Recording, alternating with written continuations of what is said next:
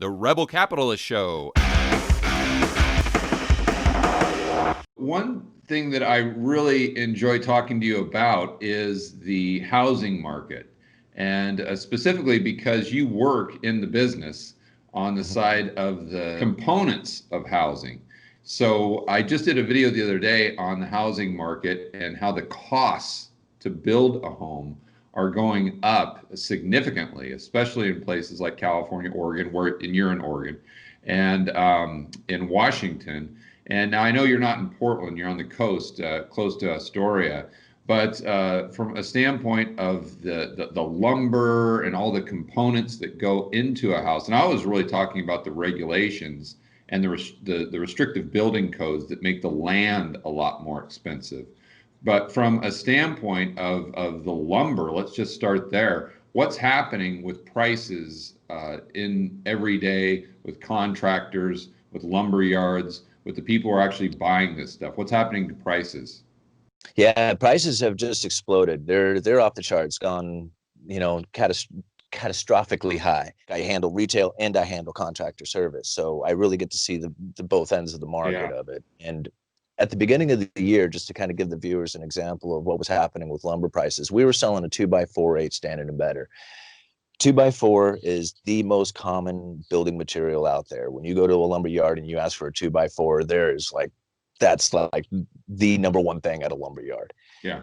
And 8-footers are a very common length. So I kind of use that as a gauge to where lumber prices are headed to, because it's by far the most common piece. And we were selling those at a little over $3 a piece.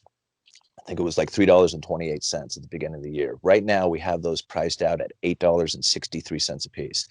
And that is by far off the charts high. I mean, when I talked to the owner of the company about this, I said, have you ever thought that you would see a 2x4 8 sell for $8.63? And he said, I thought when my kid, and his kid's still in high school, he's like 18 years old right now. He says, I thought when my kid was grandchildren, they'd be selling 2x4s for $8.63. He never thought that you would see prices this high, ever. So it's to put that into perspective for the average viewer, you're talking about a stud there, aren't you? A 2x4 by a stud. Yeah. And a stud is when you're building a wall, an interior wall. You've got your top plate, you've got your bottom plate, and then in between every 2 feet, 2.5 feet, something like that, you're putting 16 a stud. Inches. So you can imagine if a builder is building an entire home, how many studs you'd actually, how many, do you know that right off the top of your head? Like a 2,000 square foot house, how many studs do you think they'd buy on average? Well, I mean, when it comes to interior walls, there's a lot of floor plans that would change it around. But I mean, a unit is not uncommon to send out, like a whole unit of 2x4s. And that would be like an extreme amount of 2x4s. That would include all the interior walls, you're blocking everything else that you would need. How many? And obviously you got plating material too. So when it comes to, like, say, just the amount of studs that you would send out, I mean, anywhere from say 250 to 300. Wow. And so their cost is going up by $5 per. So $5 times 300. Let's see, that's 1,500 bucks. Yeah, $1,500 just for the studs, and you consider that it used to be, well, if you go three, $900, but that's just for the studs. Well, that's like the skeleton of the building. And then you have the sheathing, which is like the skin that goes on the outside. And this is like the structure of the building. After that, all the rest of the components can vary, but that main structure, the studs and that sheathing, that's the same, regardless if you're building a 5,000 square foot home or a 32 square foot shack. It's just it's the same material. It's just more of it. Everything else after that is different. So it's a really the building components is really a good place to follow, especially that studs and sheathing. And the sheathing itself, okay, so when those prices dropped, I think we saw a low of around $16.50 on half-inch CDX 5-ply, which is, like I said, that sheathing, that skin. Right now, they peaked out at $36.50 a couple of weeks ago. Right now, we're selling them at $33 a sheet. Wow. So that's a little over doubled in price. And before that, the highest I had ever seen CDX sell for was $26. So yeah, it was $10 a sheet higher than that. And there's a lot of sheeting that goes into a house. Again, you got probably 2 units, 120 sheets or so.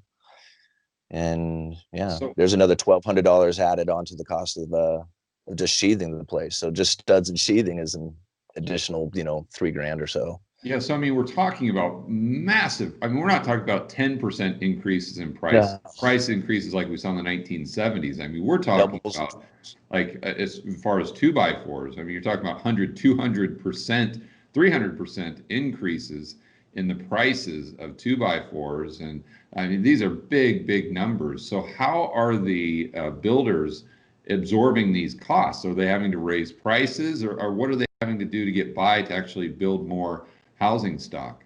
Yeah. Well, I I'm not sure exactly how a lot of these guys are handling, because once you put that bid out there and then you go to buy the material and the price is like, that much higher.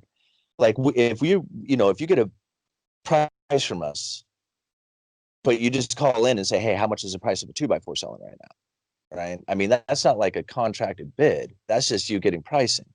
Yeah, right. And a lot of people write these prices down. And then when customers call them up and say, hey, how much, they just kind of look at their list of prices that they got over the last week. Prices had increased so fast that people were coming back going, oh my gosh, like I'm losing all my profit because the prices have doubled since I got since I gave the people their bid 2 weeks ago.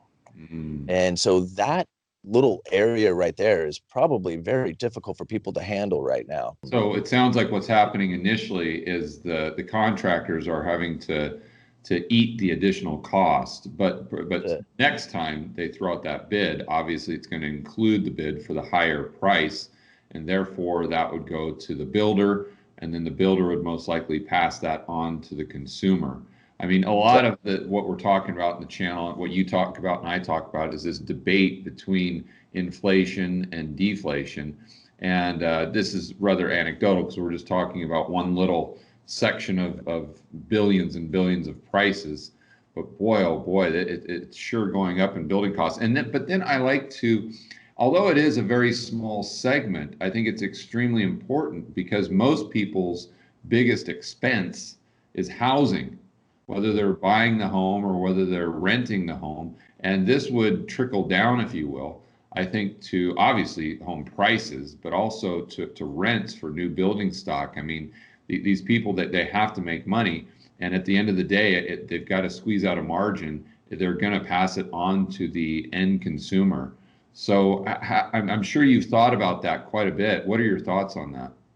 well, I had thought about that because it seems that house packages are still going out. People are still buying and still building right now. And it kind of makes a lot of sense. I mean, I live kind of away from Portland a ways, and people are moving away from cities. They're getting away from the concentrated areas and trying to find their, location out there in a little bit more rural area. So I can see a lot of building kind of happening where I wasn't expecting it to take place Oh, because I just feel that people are just leaving the city. Um, as far as the consumer ending up eating the cost of this lumber, I think about that quite a bit because, when you're building a house, like you don't really think about the cost of lumber. You just think about like, okay, like if you were like, say the end purchase, like I'm going to take out a construction loan and build a home or something like that. All you're worried about is making the monthly payment. So yeah. regardless of what the cost of the material is, it doesn't really matter as long as you make that monthly payment and then get your end product. That's the only thing you're really concerned about. So I think about like, how much people are paying for lumber right now, and then the added interest that goes on top of that. So how much are they actually really paying for those 2x4s? I mean, when it's all said and done. Right. But my concern for those people is that once they get this house built, if the prices start to drop and the inventory levels start to rise, then the home prices come down. Mm. They're going to be stuck on a very expensively built home. That it's going to cost a lot of money.